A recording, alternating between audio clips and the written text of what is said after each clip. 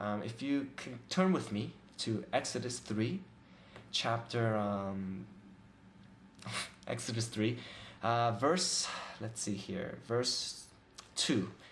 And actually, okay, I'll just read it here. It says, "And the angel of the Lord appeared to him in a flame of fire from the midst of a bush.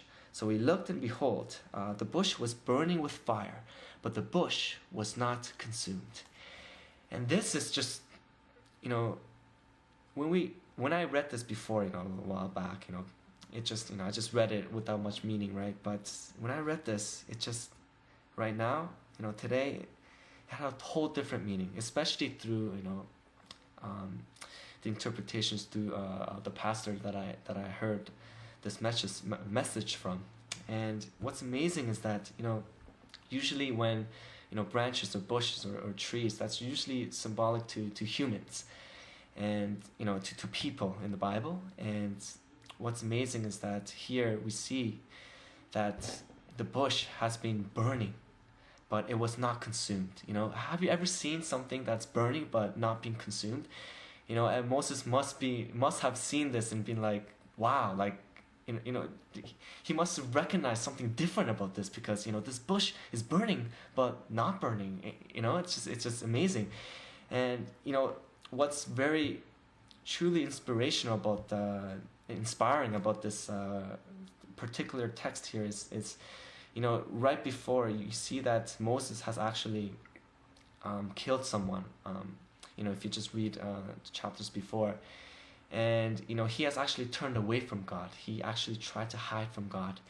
And when he found out later on that others actually knew about this, he was just taken aback, because he truly thought that no one knew about it. And what's amazing is that he realized he had to kind of go back to God, but he didn't exactly know how. And when he saw this burning bush, but not being consumed, that is when he returned to the Lord. And here it says, so when the Lord saw that he turned aside to look, God called to him from the midst of the bush and said, "Moses, Moses." And this is not actually the verse I wanted to read. I wanted to read verse 3. Sorry, I read verse 4. And, whoops, sorry about that. So verse 3, it says, "Then Moses said, I will now turn aside and see this great sight, why the bush does not burn." And what he realized, at least this is how I see it, is that he realized something very special here. And when we actually turn aside from God, we cannot do anything. And when the fire, I see it as the temptations of the world, the hardships, Satan's attack. Goodness gracious. Satan's attack, just hardships, burdens, our faults, our failures, all that.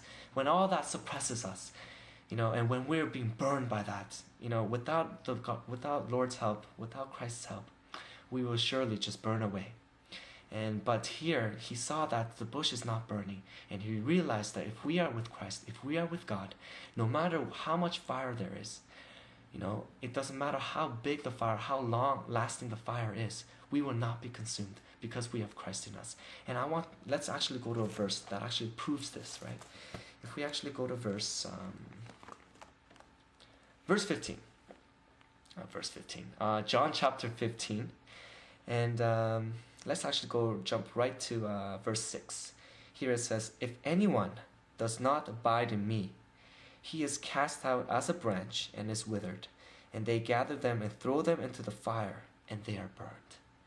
And you realize that if we are not with Christ, we will be burned, and we will be suppressed by this world. We will be tempted, and we will be led by the world instead of Christ.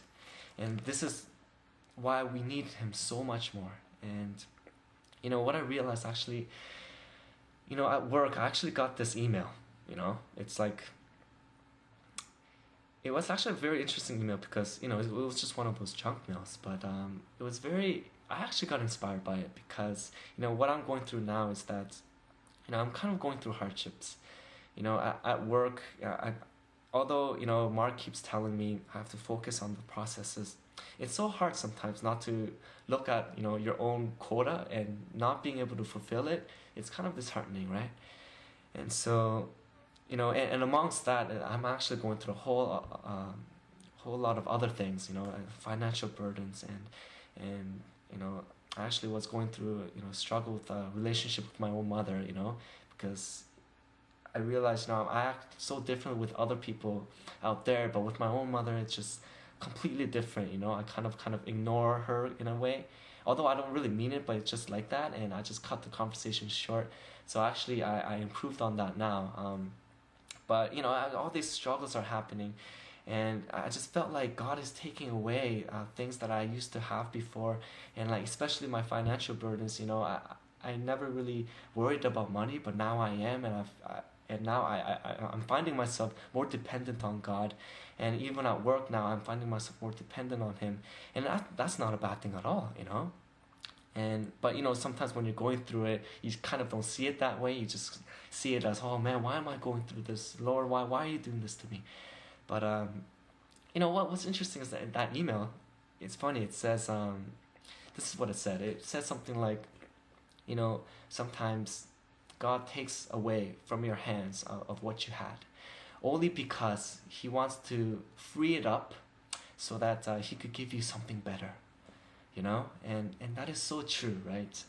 And when I see it that way, it's just so amazing, because I know He will fulfill, all that we need, all that we're burdened by, because all these struggles will only make us stronger. In Romans it says, all these struggles, all these temptations, all these burdens, I'm just paraphrasing, but it'll only help us persevere. It'll gain us perseverance, and perseverance character, and character patience. And it's so amazingly true. And now that I'm actually kind of going through this, I'm actually beginning to see this, and it's just so amazing. And in regards to my work, I'll just let you know what's gonna happen. Right now, I'm pretty much at 0% of my quota. I have opened accounts here and there, but He specifically wants right now us to actually open accounts through the leads that other managers has given us, and so that we could actually expand on that, so that we could return the lead to the managers, and it's through those that He wants a 20% success rate in regards to opening accounts. And right now I'm at 0, and so I'm just gonna update you on what's gonna happen. But like I said, I don't want to do this through my own efforts, through my own strengths. Right now I am reading books here and there, hearing also audiobooks as well, regarding how to be a better salesperson and whatnot. But I want to do this through Christ, and I want to be able to show you guys how this can be done through these, let's say, testimonies. And right now I want you to see the change that I go through as I give you more of these testimonies, and we'll see what happens, right? I just hope that this will be a blessing to at least one of you, and I hope that when I look at this video for myself, that it may be a blessing, especially through the progression, that will happen. And I just want to close actually with one more Bible verse, and it's in Job, chapter 1, verse I believe 21. It says, "Naked I came from my mother's womb, and naked shall I return there. The Lord gave, and the Lord has taken away. Blessed be the name of the Lord." And no matter what, no matter where we are, school, work, it doesn't matter. Sometimes we feel like the Lord is taking away something, but like I said, He's only taking away because He has something better for you that He wants you to have. And it's these struggles are only temporary. Let's realize that it's only temporary. And so with that said, I'd like to say good night. It's time for me to sleep. And until next time, God bless. Take care.